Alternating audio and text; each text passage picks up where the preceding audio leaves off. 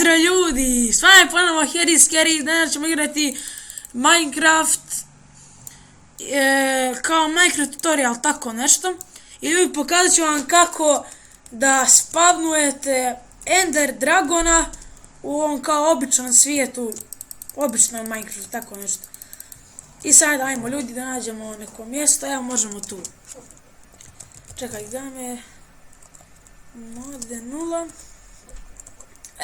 Ovako. Kliknete kosa crtica. S, U, M, M, O, N, veliko E, N, D, E, R, D, R, A, G, O, N. Ali morate ovo E i ovo D da stavite veliko, inače neće da radi. Evo, spanovali smo ga, evo ga ljudi, vidite vi njega. I sad ćemo napravimo da ga ubijemo. Samo malo. Samo vidite ako je na painful, znači on ne može da vam kida kao srce. Ajmo stavimo to na normal. Ajmo napravimo ljudi da ga ubijemo još u ovoj epizodi, ali to će biti lagano. Vidite, on je na ovom običnom svijetu slab, nije kao u The End, ono da ga healaju one kule, ne znam ni šta je ono. Evo vidite, samo ga strijelamo, pucate, on je mrtv.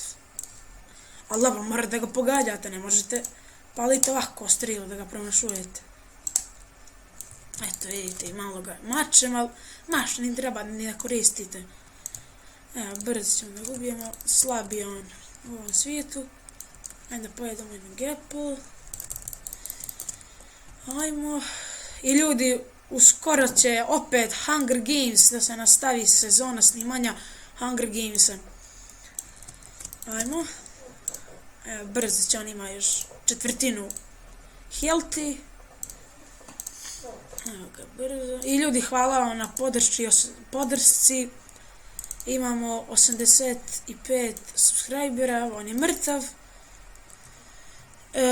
Za možda, nemam pojma, možda nekoliko mjeseci, 3-4 mjeseca smo počeli da snimamo i dobili smo 85 subscribera, što i nije baš mnogo, ali to je veliki broj za nas.